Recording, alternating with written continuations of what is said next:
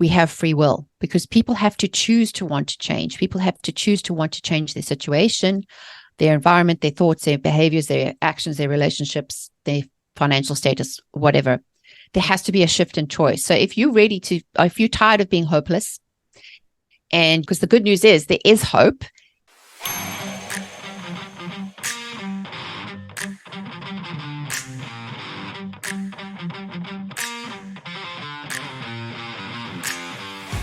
This is Tim Winders. I am an executive coach, and I'd like to welcome you to the Seek, Go, Create podcast. This is where we challenge the conventional definitions of success. We like to bust them up at times too. And we explore stories of transformation in leadership, business, and ministry. All of those will be part of what we're talking about today. I have the privilege of interviewing Mimika Cooney. She's a renowned faith-based Christian mindset author and speaker. And I saw somewhere where she's known as a personal trainer for your mind, which is really cool. She's got a passion for empowering purpose-driven individuals. She combines neuroscience, positive psychology, and faith-based principles to help individuals rewire their minds. And I love that term, rewire their mind. Let's have a fun conversation. Mimika, welcome to Seek, Go, Create. Thanks for having me. I'm so excited to be here. I love these conversations, especially with a bunch of go-getters who are going somewhere. So this is going to be super fun. I think that's the power of this. If people are jumping in here to be entertained and all that, I don't think that's where we're going with this conversation. This is to press some buttons and get some people thinking. So let's get started. Let's do this little pretend thing. Either while I'm out on the road, I live in an RV. I don't know if I told you that when we got started. This is an RV behind me, and my wife and I travel full time while I'm traveling, or I pop in and out of North Carolina where you're at, and I just bump into you and we meet and I ask you what you do. What's your answer when someone asks you what you do? When someone asks me what I do, I love to trigger the conversation with something that goes like, I am your personal trainer for your mind. And it's a tagline I developed a while ago because I was thinking, how do I put this in a way that people can understand, especially when you talk about mindset, because it can seem a little ethereal. And everyone knows if you have a personal trainer and you're going to the gym and you want to get fit, what does a personal trainer do? Drives action, right? So if we're on this Seek, Go, Create, I'm sure there's no surprises as which one I'm going to pick, because I'm all about encouraging others to challenge themselves, to set a path and a goal. And I make no excuses or apologies for pushing you out of your comfort zone. So I love to press buttons. Some people call me the fire starter or the trigger, because I'm really happy to push people to realize so they can get to where they really believe. And really just, I know potential is such an overused word, but I think that's a lot is untapped. So yes, I would call myself the personal trainer for your mind. That's good. I like that tagline because it does get you thinking, and it probably, I think here's the thing that's interesting. If someone doesn't follow up with tell me more, that tells you a lot about them, doesn't it? Exactly. So the whole idea is if this was an elevator conversation and we'd have to tell you what I do, the fact is that you would associate the actions of a personal trainer. And you know what that goes with. So I don't even have to explain myself. It just is pretty much there. But what really opens conversation is, and this is what I love and what I'm so excited about that you're doing in the faith-based community, is really talking about the mind, because I think it's part of the process that we haven't necessarily been taught in church to actually, how do we walk this out? And to me, I'm a walking billboard for Romans 12:2, which is renew your mind daily. And I'm like, okay, I take that as a command. If God says I need to do that, it's like I shower every day. We're advised to exercise every day and take care of our physical health. But why not our mental health? So that's why I'm on a mission to do what I do today. So Mimika, one thing that's fascinating, I was about to go and have a conversation about South Africa and all that, but I'm going to pause that. One thing that's fascinating for me, and I was hard-charging business guy before I became a follower of Christ. And so I was already into personal development and things like that. But there is a bit of something that I observe. So I'm going to ask it and let you respond to it, that a lot of people have this thought that they make a decision to follow Christ, be saved, whatever salvation experience, whatever term people use for that experience. And they have this thought that everything in their life is going to change for the better. And they're not going to think certain thoughts anymore or sinful thoughts, whatever. And what I'm hearing you say, and I agree with it, is that's not always the case. Why is there the need for people that have been reborn to renew their mind daily? It's a very good question, because God's word says he gives us the instructions of how to live.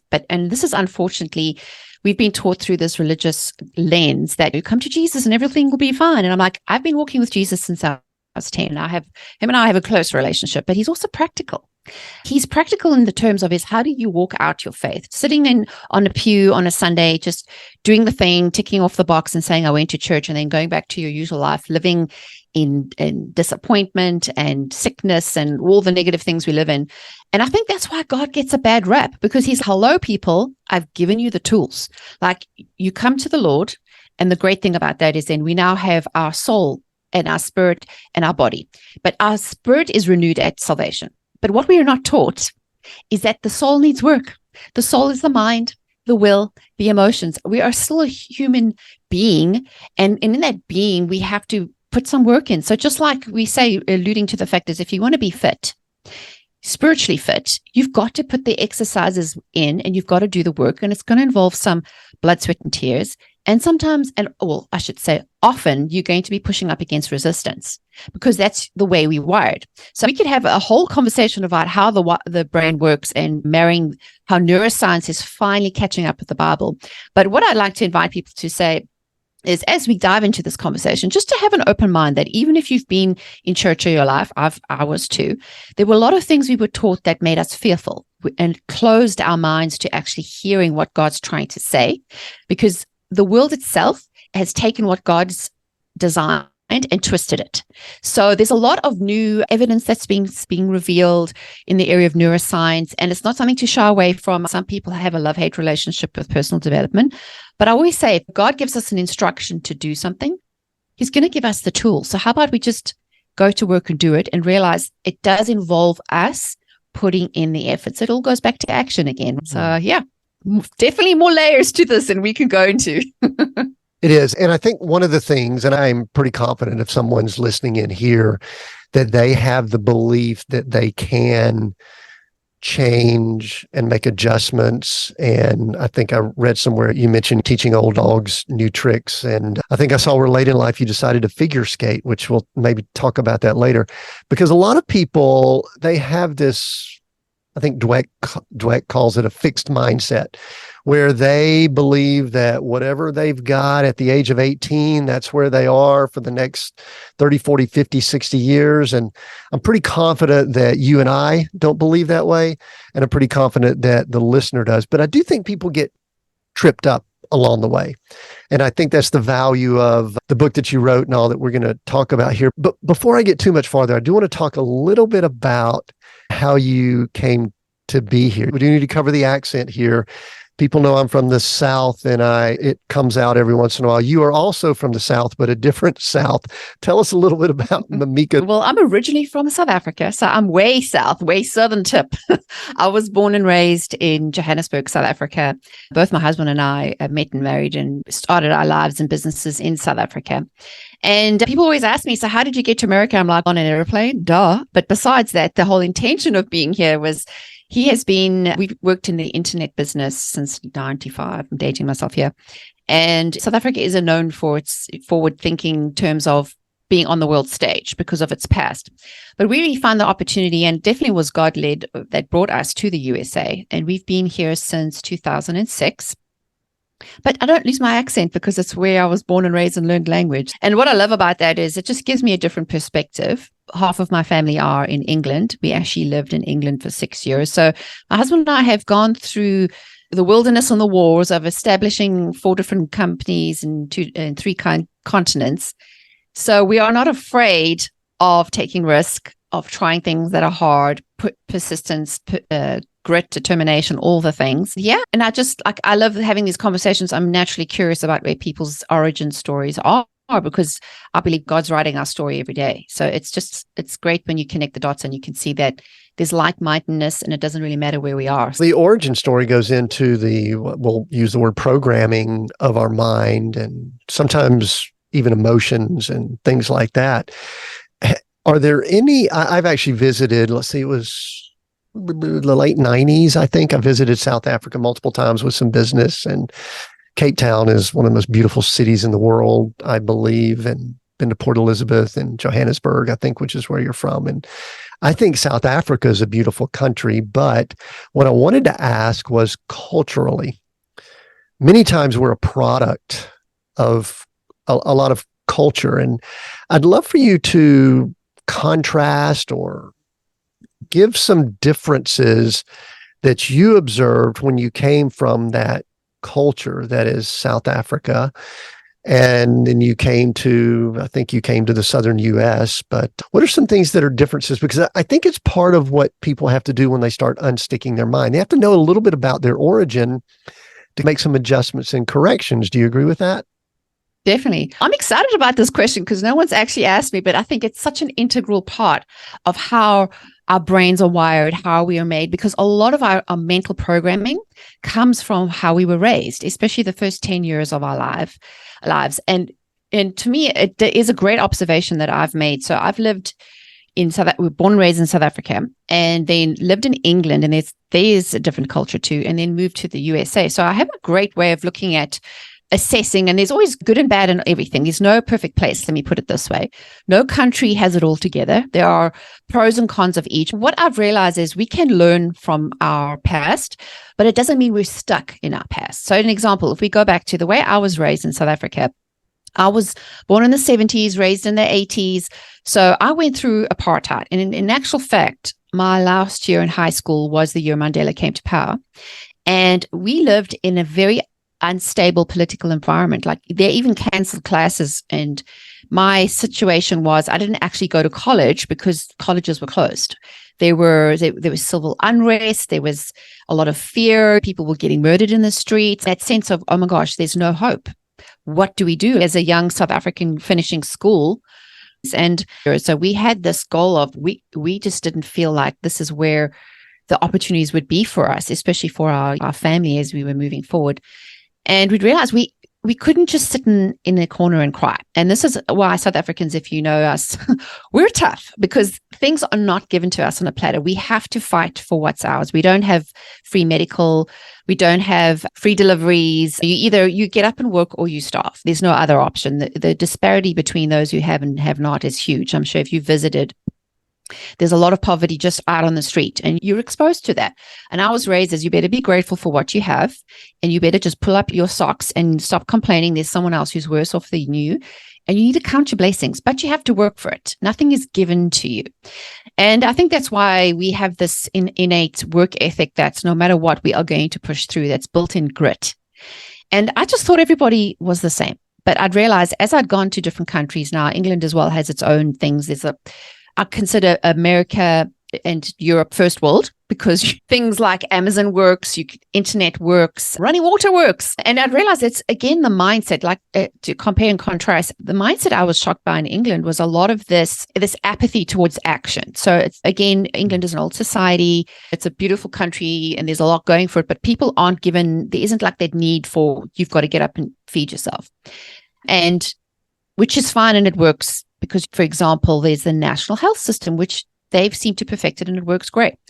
Then, of course, coming to America was another cultural shock because going from South Africa and England, America is 10 times the size. So in terms of the business sense, what my husband and I were really shocked with is the amount of competition. You think you have a great idea until you come to America, you try and make it in America and you realize you're one of many. And your idea is an original and you are seen as a foreigner. But at the same time, what I love about Americans, they are very welcoming to foreigners. It's like everybody, if you think about it, our history, our heritage, our generations, Americans are similar to South Africans, that we're pioneers. If we look at our generations past, like who were our ancestors going 100 or 200 years, these were people who were freedom fighters. They wanted more. They went to the new land. They were ready to discover new horizons. They were ready to put themselves through hard stuff. So I think we're all made of grit, right? We all have it in us. But sorry to say, the society has made us soft. We live in an instant society. We have an app for this and we have a microwave for that and we have an 24 24/7 deliveries and open shops and Amazon deliveries within 4 hours. We've become spoiled. And unfortunately, that creates apathy again. And without really having that desire and that need to know, I need to work for something, or it's almost like my husband and I talk about this. You need struggle, because struggle is resistance, right? It's like going to the gym again. If the weights are too easy to lift, they're not going to do you any good. It's when you press in and you come up against the hard and you realize what you're actually made of by pushing against those comfort zones, by pushing against those resistance, that is when the real magic happens. So to summarize your question, there are a lot of contrasting differences, but again, we are all human and we all have this desire for more. And especially for us who what I call compass based on faith. I know for me personally, I want to do what God has designed me for, and I want to really slot into pursuing my purpose the way God designed it. And sometimes it requires taking off old mindsets, working through old programming, because maybe what mom and dad taught us over the dining room table wasn't the most useful. But the good news is you can change. You're not stuck with the brain you have. And science has finally proven what the Bible has always said, that we can renew our minds. So I think it's good news. It is good news. One thing you brought up, the American culture, and one of the things that is interesting, South Africa might be similar. When I was in Australia, I noticed there is this, I'll call it just an air that hangs over certain countries. We rebelled. That's how we were formed. We were a rebellious country from the start. And in many ways, we still are. And, Australia, they were sort of rebellious, penal colony and things like that. South Africa's got unique culture in that it was a place where I think a lot of people stopped off as they were going around the Cape. And so it has this a lot of culture. I noticed that when I was down there, especially over in Cape Town. And then we also, I love what you brought up. We have this abundance in our first world cultures that is, I think, beyond anything that we really even can imagine and think. And I wonder at times, and this is going to go back to maybe a spiritual question, if we really have a prosperity gospel, even though I know that's a bad word. I grew up in a prosperity gospel church, so it's like there's good and bad of a lot of things.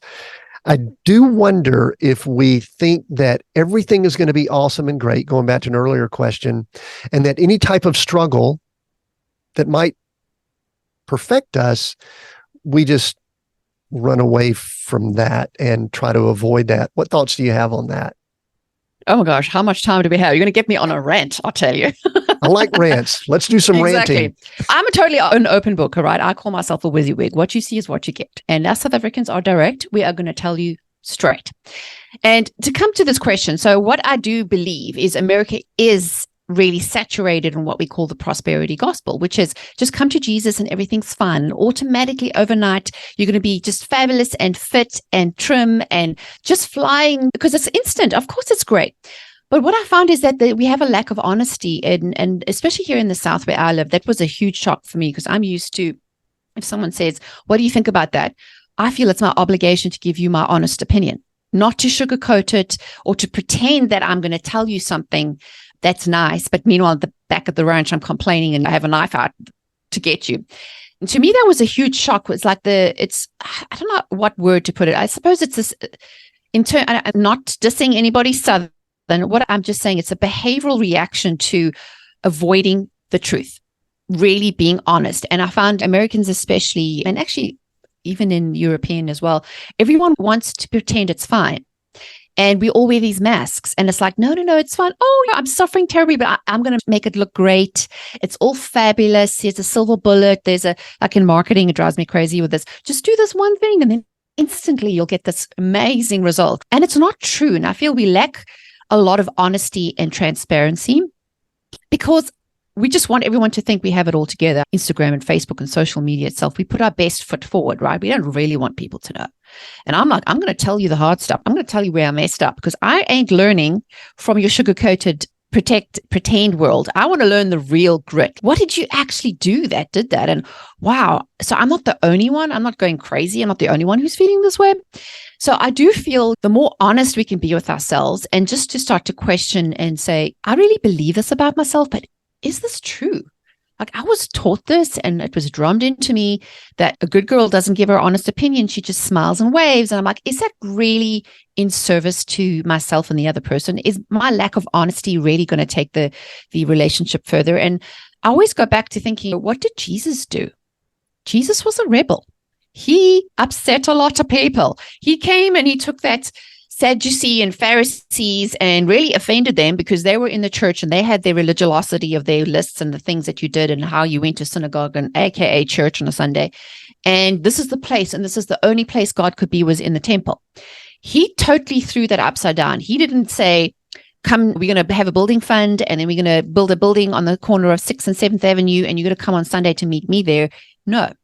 He went to the people. He went, met them where they were, in their homes, had food with them, met them on the side of the shore of the lake or in the middle of the desert. And I'm like, if Jesus's ministry was based on meeting people where they're at, why do we keep having this fake facade?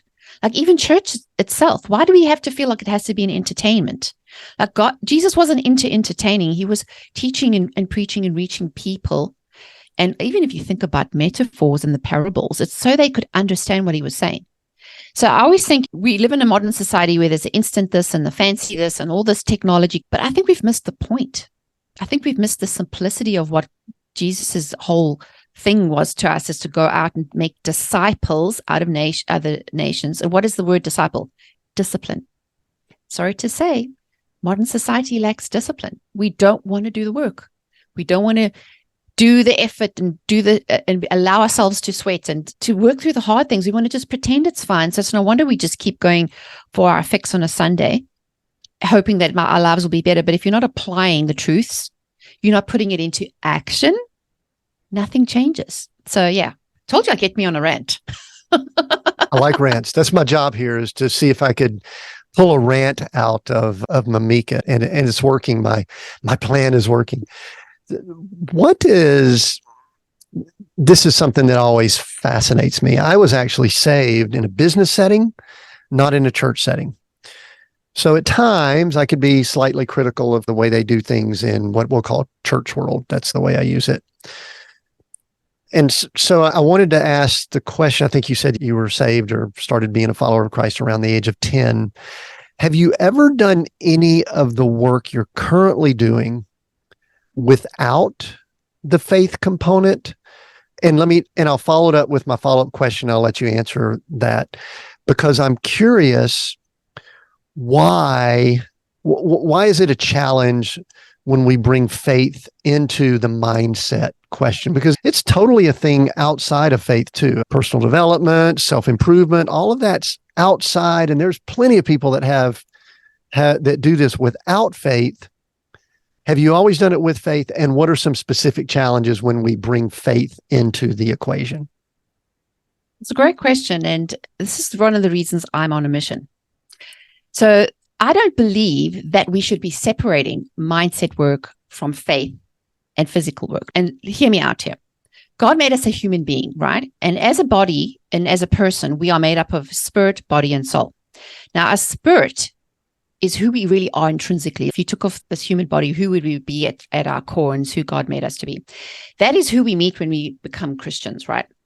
So we have that, I call it the inner compass, almost like that secret agent inside who's always going to give us, you see these spy movies where they have the earpiece, and that to me is the Holy Spirit. I'm like, okay, we're going here, this is there. And it's like always directing me, giving me the insider secrets.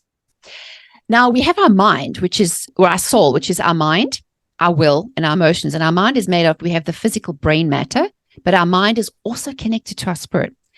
And then we have the body, which is the physical side. And to me, one of my pet peeves is how the world has made us separate everything. And I never think that's been God's design. And the reason why I'm so gung-ho about connecting the spirit with the mind is because that's how we become whole.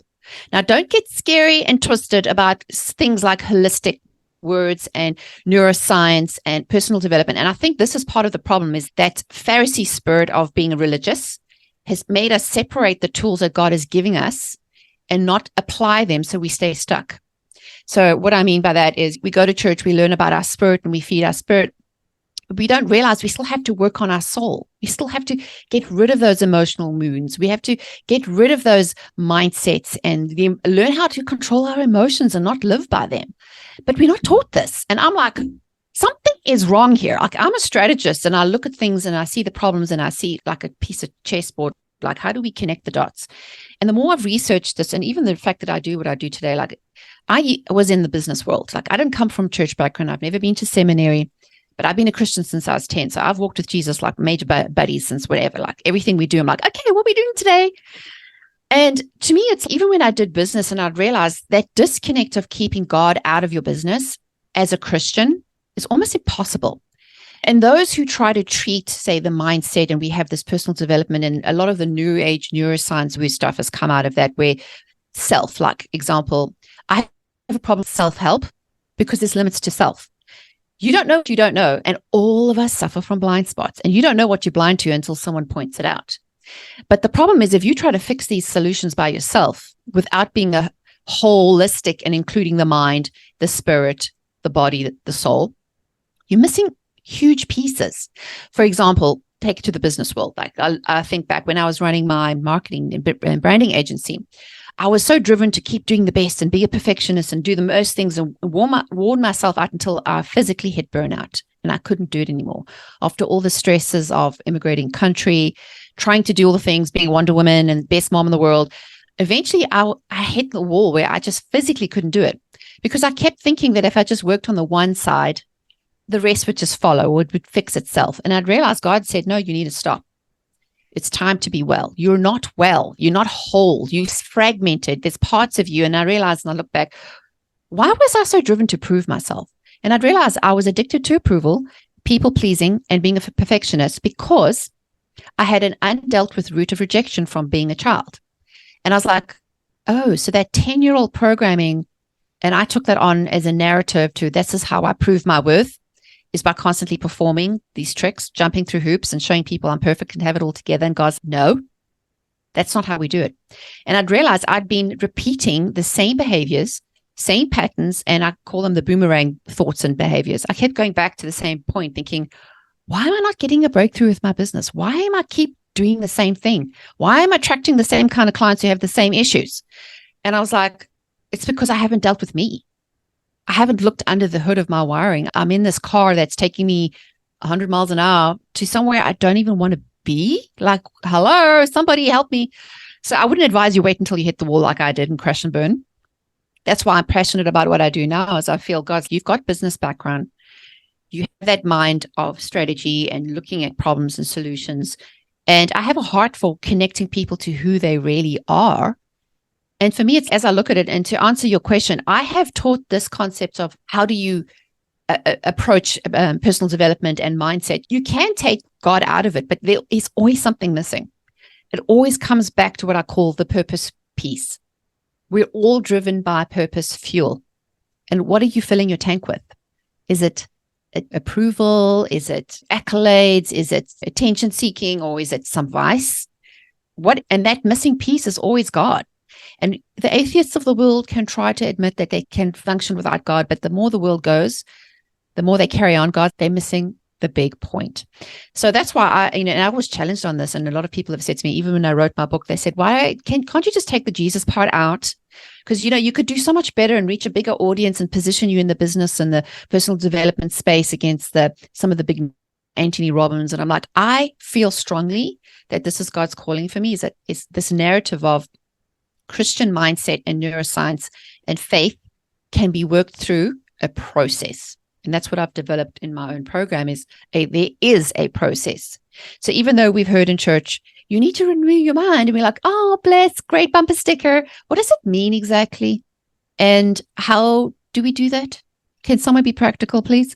So at the end of the day, I'm just your practical sister over here is going to teach him like, honey, no, we're not doing that no more. That doesn't suit you. Can we stop that? How about we try this? And so far, over the last sort of 5 years of me really honing this in and trying and learning, and I've realized I had to get rid of the junk in my trunk before I could help others. I had to put on my breathing mask, my oxygen mask, because I was about to pass out trying to help people when I couldn't help myself. And I'd realized I had to get back to being whole. And the only way to do that is to reconnect your spirit with your soul and your purpose with the way God designed you to be. Hey there. This is your host, Tim Winders, and I want to pause this interview for a minute and ask you a question. Are you feeling stuck? Maybe it's in your business, maybe it's in your leadership style, or maybe you just can't put your finger on it. Trust me, I've been there. I'm a faith-driven executive coach, and I can help you get unstuck. How? Well, I bring to the table not just over 30 years of experience, but also a unique blend of skills like strategic thinking, relationship building, and a dash of marketing wizardry. And if you are here, you know I'm not afraid to ask the tough questions. Don't believe I can help you grow? Just ask my clients that tripled their annual gross revenues in 2 years after coaching with me, or the clients that increased revenue 67% in just a year. So if you're ready to take the next step in your leadership journey, book a free discovery call with me at timwinders.com/coaching. That's timwinders.com/coaching. TIMWINDERS.com/coaching. Take a look at that page, scroll to the bottom, and you could book a time right on my calendar. Let's unlock your potential together. I look forward to speaking with you. Now, let's get back to Seek, Go, Create. Sounds like you had to go through, this is the language we use here. You had to redefine that success at that point, and sounds like it was a few years ago. How you doing now? Oh, much better. I'm like, girl, what took you so long? Are you perfect? I look back and no one's perfect, honey. I am a work in progress. Like, I'll be the first one to admit I had to give up my membership to Control Freaks Anonymous, and every day she keeps calling and I'm like, honey, no, we're not doing that. And so for me, I've had to work through getting over the perfectionism and rather do things. But again, it's a constant do. Like I say, the way that a great way of looking at it is, I'm going to take a physical shower to wash myself every day. I've got to take a spiritual and a mental shower. Now, we spiritual side about prayer and meditation, and it really is important that we do that too, because that is also part of renewal. But I have to be willing to renew my mind daily. So I say part of that is taking a daily mental shower, cleaning out the junk. Like, a negative thought comes in. How do we take it captive? We approach it and say, wait a second, that's a negative thought. Let me go back to what the Bible says. The Bible says, I'm loved and I'm chosen and I'm equipped with everything I need and no weapon formed against me. So that's sort of fear-based thinking of, oh my gosh, who are you? Why would you even try? I'm like, no, delete. But that takes a process and learning. And I'm still in the process of learning. I'm never 100%. And of course, the Alcoholics Anonymous always say, how you get change is you have to admit you have a problem. And for me, I was living in Denial City with a permanent address and zip code in Denial Town. And until I could realize I had a problem, nothing changed. And this is the thing. It's just like exercise. I always say, I wish we could just go to gym, gain all the muscle we wanted, and it would just stay. It never works that way. I don't know the last time you've been to gym or you've done some exercise, you got to keep it up. It's like a continual process. And it's the same thing that how God expects us to walk out this walk of faith in our life itself, is just to continually learn, because we're going from glory to glory. And if we open and willing and have a humble heart to letting God show us and say, okay, God, what are we working on today? He says, I know we worked on this before, but you still have some work to do. You're not done. We're going to go again. And it's like layers of an onion. And if you've ever cut an onion, you're going to cry. But as you get the layers off, there's just more to them. And eventually we want to get back to the core. And I think that we'll keep doing this until the day we die, because that is part of the human condition, is constantly renewing ourselves and getting closer and closer to the Lord. So that's why I'm passionate about what I do today. And of course, I'm not everybody's cup of tea, because I'm very direct, very honest, and I'm going to tell you straight, and I don't sugarcoat anything.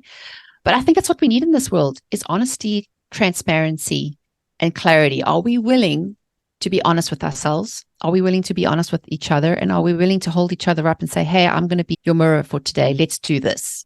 And then we'll see breakthrough.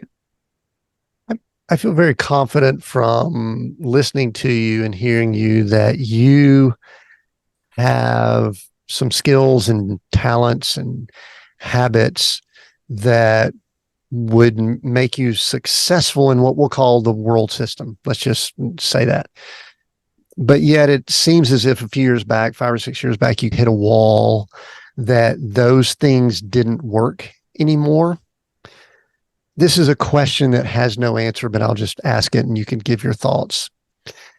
I have this thought that those of us that bring faith into the equation, that we will come to a place in time where we realize our talent, skills I don't want to say isn't enough. It's just, we can't just keep running on those. You brought up the car analogy. We're going to run out of gas, or oil's going to leak out, or something like that. Because I think that's what happened with me. Someone would have looked at me years ago and said, oh yeah, I can do certain things well, and that equates to success in this world system. But yet in kingdom of God language, there's something that he needs that he doesn't have. The ability to be at rest, the ability to allow God to work his way through all what he's doing and all. And so I do think that people of faith, and I hate to say this because it projects that you're going to have to get this worked out. And that is that what works for you in a world system is not going to work in kingdom of God system. What are your thoughts when I just go on that little mini rant that I just did? Definitely. I would agree that we cannot apply the world systems to how God's kingdom works. And this is the whole point of why we feel like foreigners in this land, because our DNA isn't designed for this. And I always say, if you think about it, what did the devil do when he tried to tempt Jesus back in the wilderness? He tried to have him question his identity. He wanted to entice him with the winds of the world, which is success, honor, which come back to pride, and whatever monetary gains. And if you think the devil is so lame, he hasn't given up that sort of plan. He's been using it again and again. And I always like to look at things and to have a different perspective and say, okay, why are we doing this? What was the reason for this? And who chose this way anyway? And does this actually suit us? And if you take yourself out of the equation and say, what if you stop trying to chase that inevitable mirage that the world keeps painting? Because again, it's just they've done a sales job on you. If you think that you're going to win by, and of course, let me say, you actually can win if you follow those, if you're willing to sacrifice yourself, your identity, and your self of purpose. But I don't know about you. I'm assuming we're speaking to a Christian audience, and there is inevitably that friction of that. We know God's designed us for more. We're not of this world, but we're in it. So how do we learn to function in it? And I say, I love superhero movies. Okay, you can tell which one I'm going to align with. Wonder Woman. Yeah, I love the fact that she has to go through training in the beginning of the movie. If you've seen, there's things that she's got to do, and she knows she has this purpose, this big thing she's got to do. But she can't skip the training. She isn't going to know how to be a good warrior and fight and know the things until she tried and went through the training, learned how to fight, learned how to use the tools. And I'm like, we see this in everyday life, but we somehow think that we can have an instant button and all of a sudden we just fixed, or all of a sudden it's just going to be automatic. The last time I looked, that you take your car in for a service, it takes a while just to fix things and look under the hood, right? It's never an instant thing. So how about we just come to the realization that if we want to be able to be successful on God's agenda and God's terms, we have to do things God's way. And often his way is very counterintuitive to what we've been taught. So if we are willing and open to be led by the Holy Spirit and say, okay, God, what do we need to work on today? What do I need to work on? And that was part of my process. And I call it the 7-year wilderness. And I'm sure a lot of us can, sometimes I refer to as the humbling. Because if you look at a lot of stories of scripture, the people that God had to use the most had to go through some form of humbling. Moses was prideful and arrogant. He thought he knew everything. And then he spent all those years as a shepherd and a nobody in the wilderness. David spent time in the wilderness. The list is endless, right? So many of those people had to strip that worldly identity, get close to God, and it's the firing. That's working on a piece of clay, and you got to put it through the fire. Nobody likes the fire because it hurts and it's going to be painful. But at the end of the day, if we're not willing to go through the process, we can't come out refined. And part of what I realized is I had been avoiding the process and God's invitation the whole time. And God is a gentleman. He's never going to force you to do anything. He invites you. And if you say no, he's okay, cool.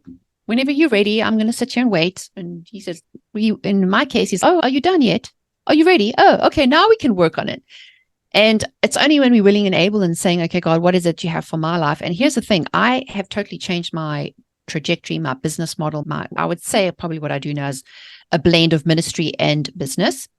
But I'd realized there was a bigger picture to this. Even those things I learned back in the day. Again, I'm dating myself. The Karate Kid, the wax on, wax off. Remember that part of the movie where he's, why am I cleaning the wall? And why this is so annoying? Most of us have been going through that training process of the waxing and the waxing off, and they've never realized when it's going to be effective. And one day we realize we hit the wall, or we get challenged with something, and we realize, oh, that's why God had me do that. Oh, that's why he made me learn that, or that's why I went through that process. And you start to connect the dots. But so many of us are going at 100 miles an hour down a train, on a track we don't even want to go down or be where it's going to end up. We're not willing to wait and pause and say, okay, God, what is it that you want of me? So for me, I always say to people, the reason I share my story is because it took me way longer than it should have, to hit pause and to say, let me reassess, let me spend the time. Is this motivation well placed? Do I want to be rich and famous because I want to be rich and famous? Or is that God's plan? And I think if we all just allowed God to put us into the positions and the jobs and the assignments and the mantles he's designed for us, we would have a lot more contentment and peace and happiness if we just did what God was wanting us to do. So hopefully that's an encouragement to just press forward and to continue pursuing what you feel is true to you. And it's amazing how much more life is enjoyable. It is. And I think the interesting thing in our current culture is many people are attempting to copy someone else's path instead of walking their own path. And we have a world where it's so easy to compare because of social media and things like that. And I love the word assignment you just used. That's really what I use. My action on a daily basis is identifying what my assignment is in God's kingdom and attempting as best I can to walk that out. And so I love that. There's some words I want us to bring up right now because sometimes they aren't understood, and they're definitely not understood within the faith community. Words like neuroscience and neuroplasticity. And even we'll throw out a word you brought up, self-help and self-care and counseling and different things like that, or sometimes things that people of faith push aside. They don't even want to know, blah, blah, blah, cover their ears and eyes. And so can you, and you don't have to define each one of those, but just in general, what are some of those and why, especially faith people, are we so uncomfortable sometimes having discussions about those? Yeah, it's a good question. And I feel in the faith space, we've been so indoctrinated by this religious mindset of you better just do as you're told, and God's a hard taskmaster. And if you do anything out of what the church tells you, oh, that's demonic, or oh, that's not of God. But if you think about it, God is the creator of all things. He is the originator of everything. If we see something that's dark and twisted, it started with some kind of original planning, right? And let's take the word neuroscience. Now, this is not a word to be scared of. This is not a demonic entity. This is the study of the neural pathways of how our brains worked. There actually are, they can scan your brain now and see what's going on, the electrical activity. We have energy that goes through us, which is, we have electrical activity in our brain. We have electrical activity in our heart. If someone has a cardiac arrest, what do? They use a defibrillator to add that energy to reignite the heart to work. And we live in a society now where we can understand more of these things. And the neuroscience field is still what they call burgeoning new industry because of the technology that's allowing us to look inside the brain. And really what it is, it's the science of how our bodies are, how we function. Like, what is a brain cell? What is a neural pathway? And when they looked under the microscope at the brain, our neural pathways look like trees. That scripture again, where God says he is the vine and we are the branches. I'm like, duh, he mentioned it to us already. It's already been in scripture. And he says, are you to feed off the vine? And what does that mean? Is like feeding off where we get our thoughts and where we focus our attention and our energy. And again, it's all connected. Like, we have a nervous system. You don't have to deny that. Like, you have a nervous thought or an anxious thought. What happens is your stomach starts to rumble and you start to get like really nervous in your stomach. So if our body is connected by how we think and how we feel, why are we to think that whether this is Christian or anti-Christian? I think we've lost the plot. That's not the point. The point is we need to go back to our original design. Is how did God design us to be? He designed us to be whole. He designed us to walk in peace. He designed us to be able to fix the things that are broken. And just going to church on a Sunday, listening to a sermon and then ticking that off your list isn't enough. You have to put more effort into fixing and being open. So I would always say it gets me really irritated when someone has that religious spirit that goes, oh, I'm not listening to that. La, la. I'm like, isn't that ignorance? Like, girl, you've got this nail. Girl, it's sticking out your head there. Can you not see it? Let me help you. And they're like, oh no, I've got a terrible headache, but let me pray about it. I'm like, how about we take that nail out your head? Maybe that'll help. In practical terms, that's what God is doing with us every day. Is, hey, can I help you work on that? Can we take that barb of rejection that friend threw at you when you were 12 and you just felt bullied and on the sideline? That thing is still stuck in your heart. Do you mind if I come alongside you? Let's pray together and give it to Jesus. And that's the simplicity of it, right? But we've overcomplicated things and we get scared when it's something that hasn't been talked about in the church, which is why I'm on a rant and on a mission to help people understand that this is one and the same thing. This is God's design. He designed our brain. He designed our bodies. He designed who we are. He knows how we function at our best. And all we need to do is partner with him and be able to be open-minded and having that growth mindset says, okay, I don't know everything I don't know, but I'm open to learning. I'm open to hearing. I'm being humble enough to say, okay, I messed up. How can we fix this? And I think it really comes down to that again, is being humble and being willing to listen to God and say, hey, I'm not going to get on my religious bus and start to brand everybody with the evil brand. I'm going to just say, okay, God, what if this is you? Show me how, and just invite the conversation. And I think we'll be a lot more happier. So somewhere along the way, and I could see how all that you're talking about maybe culminated in the writing of this book, Unstick Your Mind. Subtitle's great. Shift your mindset, develop grit and break barriers. And I've scanned through, it's got great info in here. But I think the first question I want to ask about it, because I think it's going to determine if someone picks it up and reads it, is how does someone know that their mind might be stuck? Great question. How you're stuck and you're ready to get unstuck is a few things. And one of the big highlights I always say is, if you're feeling frustrated, like you've tried things, you've tried to do things on your own, you try to do things on your own strength, and you're like, why is this not working? If you find yourself repeating old habits and behaviors that you don't want to repeat, if you keep seeing yourself in cycles that keep going over and right, you're going around the mountain again and like, why are we here again? I thought we learned and moved forward from this. So cycles, habits, behaviors, and also just that feeling of you want more. If you're happy in Denialville, then bless you, go on being happy in Denialville. But there has to come the sense of what I call tension. And usually what happens is people are ready to work on their mindset is when they've either been through something, through the humbling, or they've been through an experience where maybe something worked before and it no longer works, and they've been challenged. They maybe applied, let's say, a business tactic in the past, but now it's no longer working. And they're starting to question, like, what's wrong? There's got to be more. And also a lack of peace. I always say search and seek peace. That if you're feeling uneasy and you're like, something's off and something's not right, I want something more. And I believe that's God's invitation where he whispers and says, there's some more for you. You're not reaching your potential. I want you to feel. So frustration is actually good. If someone is frustrated, it means they're ready to make a change, because you have got to want something bad enough to be willing to put the effort to see through the action to get to the other side. Because someone who's apathetic and I don't want to, I'm like, I can't work with that. But if you say, I'm desperate for change, I have to fix this, there is no other option. I have exhausted all the options I have tried before, and I can't seem to figure out what that is. And blind spots are keeping you blind. You don't know what the problem is. Then we need to talk. Then you're ready. Then I know I can help you. And just like they say in AA, you have to admit that you have a problem to really know that you can work on it. So I think that's a huge indicator.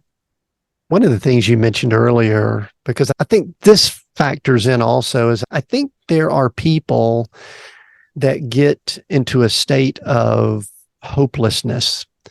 And you mentioned, I think, that you and your husband back in can't remember the year you went to, 2006 or something like that, that when y'all were in South Africa, y'all felt hopeless. But one of the things you did is y'all took quite a bit of action. And the reason I bring it up is I know I interact with a lot of people. It's hard for me to work with someone who's in a hopeless state. But if they admit they're there and they want to get out of it, then I almost said magical things happen, but maybe it is magical things happen. Just things begin to happen. So you've been in a hopeless state. You mentioned it earlier. What about the person that's right now there? If they're still listening, they're probably not in that state, but they're sitting here going, I look around, this is going on in the world. This is going on in my life, health issues, this or whatever, all these type things. Speak to the person that might be feeling that right now and encourage them a little bit. Definitely. For some of us who go through those seasons where we feel hopeless, it can be a really hard place to be. And I call that being stuck. Stuckness ain't fun. It doesn't feel good. You lost the plot. You feel like you're in a dark hole. You're in a cave where everyone's forgotten you, and it just feels like there's nowhere out. But I always say we are always given a choice. Now, you can either, A, do nothing and stay where you're at. That's a choice. B, you can ask for help and have someone lead you along the way. Or C, you can just put yourself out there and start trying things, because nothing changes until something changes. And usually it's a shift in attitude or desire. Like, I'm just sick and tired of being sick and tired. Like, I'm done with this. There's a sense of desperation. And sometimes we hear about the whole concept of reaching the bottom of the barrel. And sometimes God does wait for us to get there, because we have to get rid of ourselves and realize we've come to the end of the self-help. We've come to the end of I will do it my way. We stop singing Frank Sinatra's song and start realizing, okay, God, you need to show me. And it's often those moments of desperation of where we've lost hope that God says, now we can work together. Now you've stopped getting yourself in the middle, sticking your fingers in where it shouldn't be, trying to do everything out of your own effort and own knowledge or expertise or whatever. It's almost like you need to get to that point of complete surrender where you throw your arms up and you say, I can't do this anymore. So feeling frustrated and hopeless and stuck is actually meaning that you've reached the point of where you're ready to change and shift. And as long as you're open and ready to say, I don't like where I'm at, but I know there's somewhere else I want to be. And I know it can be hard when you're in the middle of hopelessness. What do we do when you don't see the exit? You don't know. And you think, okay, what is in with my control? What I will always have control of is my personal choice, our free will. God will never interfere with that. We see that time and time again. Is that's one thing about being humans that differentiates us, is that we have free will, because people have to choose to want to change. People have to choose to want to change their situation, their environment, their thoughts, their behaviors, their actions, their relationships, their financial status, whatever. There has to be a shift in choice. So if you're ready to, if you're tired of being hopeless, and because the good news is there is hope, there is light. God is ready and willing and waiting and reaching out to you. You just need to look up and let him pull you out of there. You don't have to stay stuck. There are ways. And today, let's hope today is an invitation to really take that step forward, whether it's to buy a book or to listen to a podcast or to call a friend or start to research stuff. There's always something within your control that you can do. But let the first step be you make that choice. And the good thing about it is that even if someone we'll just air quotes, they are progressing, they're moving, they maybe do not feel stuck. I think that we're created to be in a growth process anyway. And so I think the conversation here is valuable. So let's talk a little bit about the book, Unstick Your Mind. And I do know in the time we have left here, what I'd love to do is get maybe some actionable steps for someone. And let's go ahead and say a good actionable step is get the book. That's one actionable step. And maybe you can tell us a little bit about the book here as you answer this question. But what are a few practical things that people can do if they want to continue down their journey, their path, and take care of their vehicle and their car and make sure the oil's changed and tires are in good shape and electrical's rewired as you do with the mind. And then I guess also for that person that feels really stuck, probably some similar things. So what are some steps? What are some things people can do? The best step I always say to getting unstuck or moving forward is to take some kind of action. So in this case, we're inviting you to buy a copy of my book, The Unstick Your Mind, Shift Your Mindset, Develop Grit, and Break Barriers. Now, this is a project I've been working on for like over 3 years, and I've been writing it and actually testing the concepts in my own coaching program. And the way that I write is very actionable. So every chapter has some reflection questions because we don't need information. We need transformation. And how do we transform things is through action and doing the practical steps. So for somebody who wants to shift their mindset, who wants to change their life for the better, the best thing we can do is hold a mirror up to ourselves and say, okay, what is it that I need to work on? And often reading a book or listening to a podcast, it sparks that light bulb. Oh, wow, I didn't know that was an issue. Let me go read more about that. Oh, well, I didn't realize I did that. Like when you see yourself recorded on a video, and oh my gosh, do I really do that with my face? And do I sound like that? I've had to get used to those kind of quirkiness. But I would definitely say start with baby steps. And then celebrate each step. My students always laugh at me because we have a party at every coaching session. Because first of all, we're celebrating what you've achieved for the last week. And then we're setting goals for what you want to do for the next week. And having that action and holding your feet to the fire is something that helps you to get momentum. So I always say to people, if you find that you're struggling to do this on your own, find a coach or a buddy or someone you can do this with.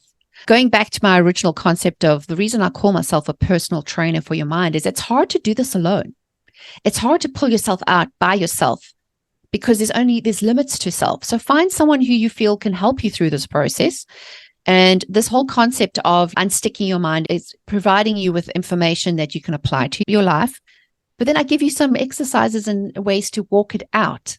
So I would definitely encourage those who are listening today to go ahead and do that and just start taking baby steps. You'll be surprised as momentum gains as you start moving forward. There's one of the chapters in the book, I think it was Slow Down to Speed Up. I know that my mode, if there were ever any challenges, was typically work harder, do more, sleep less, plow into it, things like that. I think this is close to my final question.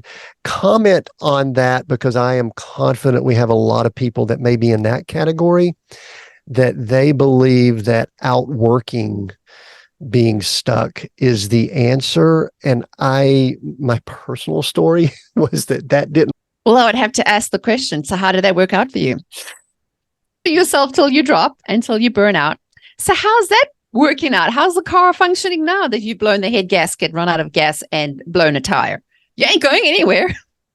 So what can we learn from this is that perhaps along the highway, while you're still on the highway, we need to look and see the signs that says slow down. But many people, that's the only way they know. I think you probably were wired a little bit that way. That's how we were raised. That's our culture and all. So if it is to be, it's up to me. I'm going to work my way through it. Yeah, I've got God. He's going to watch out for me and all, but I got to grind this thing out. And I think that's a challenge for a lot of people to break free of that. There's a lot of us A-type, go-getting, high-performing, work till you drop, hustle till you drop thing. But there's one thing I can't stand about this hustle culture is that you are going to get to the end of it. And you're going to realize you have nothing left unless you've applied the right principles. Now, having a good work ethic is important. And I definitely say that you have to work at it. Like we've already said, you've got to put the action in. But there comes a part of where we start to tip into overaction and trying to do stuff. And let's ask the big question here. Why do we behave that way? And if you really want to know, my guess, and in my situation, is I had an element of pride. I wanted to show the world that I could do it, that I was smart, that I could do everything. Look at me, I'm fine. Meanwhile, I'm not like scrambling underneath. And there's only so much you can keep that facade up. People, eventually, we are humans, and humans need to be human beings, not human doings. We weren't machines and even machines break down. So good luck to you if you're trying to figure that out. But I can guarantee you, if you needed a sign, this is it. That this is the slowdown and invitation that you do not have to be pushing yourself so hard. And I always have to come back to the simple question is, why are you doing it? Why do you think that way? Why do you believe that? Have you ever stopped to question yourself that what your motivation is? Why do you want a successful business? Why do you want to make more money? We could be asking why all day. But if we take the moment to really analyze that and say, why am I so driven? that's how I got to the answer that I was always on the people-pleasing, perfectionist, performance road until I realized it was really a root of rejection. I didn't want to feel less than, or I wanted to prove that I could be more than, but that was the wrong motivation. That wasn't sustainable because it really was not in line with God's word. So hope that answers that question, that people can use my story as an example to slow down so you can eventually speed up. Because I love the analogy of a car is that you have to take your car in for a service. You can't be pushing a banged up jalopy forever, expecting to run a race with the Ferraris. How about you just slow down, go into the garage, get a little fix, go fix the wiring and maybe retire and get some new tires and get back with a new vehicle that can run so much more efficiently, and then you can enjoy the ride in style. That's my personal preference. And it's make that decision now versus allowing the car to break down on the side of the road, which I think is where most people are headed if they don't make the adjustment. The book is Unstick Your Mind, Shift Your Mindset, Develop Grit, and Break Barriers. Great title there. Mimika, tell us where people can find you, how they can get the book and all of that. And then I've got one more question before we wrap up. Definitely. The best place to connect with me is my website, which is mimikacooney.com. And I'll spell that for our audio listeners. It's MIKACONEY.com. And if you go there, you can see I have a list of all the books I've written. You can get some free downloads, like I have a guide that goes along with the book. I also have tools and resources and my own YouTube channel when I put out a lot of content there, a lot of blog posts. So if this is something that's new to you and maybe you don't even know what mindset's about, or you're seasoned and you want to learn a little bit more, I'm sure you'll be able to find that. So definitely go to mimikacooney.com and all the links will be there. I spent a little bit of time on your YouTube channel yesterday, Mimika TV. It's MTV. Is that what you said? I started my interview because I come from a TV and interview background. Okay, so when podcasting was a thing, I'm one of the noobs, well, not the noobs, the oldies now. Back in the day in 2013, when I was like, you know what, I like to do video and I love to do interviews. That's the way I was trained. Let me do a TV show. So I put it on YouTube. And then podcasting became a thing. So that's why it's just stuck, the Mimika TV, because I use a visual format. So I love to interview people where you can see their faces. But podcasting and interviews like this, I love this because we can dive into people's stories. And I just love this whole opportunity now and see how in the last 10 years podcasting has exploded because we're now exposed to so many great minds and ideas we would have never had exposure to. So yeah, that's where it gets me, keeps me busy. It's good. Yeah. I could tell that you have a video, you have skills and talent in video, very good quality. Information is great. But I can tell that it wasn't envious. That wasn't the right term, but I went, wow, she's really good with video and the visual and all. So great job on that. People need to check that out. Mimika, we are seek, go, create, those three words that we use to describe kind of what we're doing here. I'm going to let you have one of those words. Just that resonates with you, means more than the other two. Seek, go, or create. Which one do you choose and why? I love them all. And I would definitely say probably the one thing that I am a big proponent of is the go. Get up and go. No more inaction, no more sitting and waiting. If you're wanting a sign, this is it. Take the action today. But don't forget the seek part, which I think is seeking God's will for your life, asking him the questions, being willing to seek within yourself and ask the hard questions of why you do what you do. And then allow yourself to be creative. I think a lot of us are missing that piece of just tapping into who God made us to be instead of us trying to be something and someone. And going back to that, the whole process of walking out your own path. I have a saying that says, trying to wear somebody else's shoes is like very uncomfortable and not going to take you where you're going. And it's just definitely not my style. So how about you just pick the way that God has planned for you and then go out and do it, because action changes things. Excellent. Thank you for this conversation, Mimika. Please go check out mimikacooney.com to connect with Mimika and make sure you get the book Unstick Your Mind. I can guarantee from reading through what I read through that it's got value regardless of where you are. Definitely if you're in a stuck position, but even if you're just wanting to move forward, maybe at a faster pace or at a different pace, I think there's value there. So check that out. I'm going to ask one more big favor. If you've listened in, I can almost guarantee you that you thought of someone while you were listening to this. Maybe you thought of yourself, which is valuable, I believe, but someone else. Take a screenshot or share the YouTube video or something. If this will minister to them, please share it. I know that would be helpful. They will thank you for it. And it's the number one way that this type content gets put into other people's hands. So please do that. We have new episodes every Monday here at Seek, Go, Create. Until next time, continue being all that you were created to be.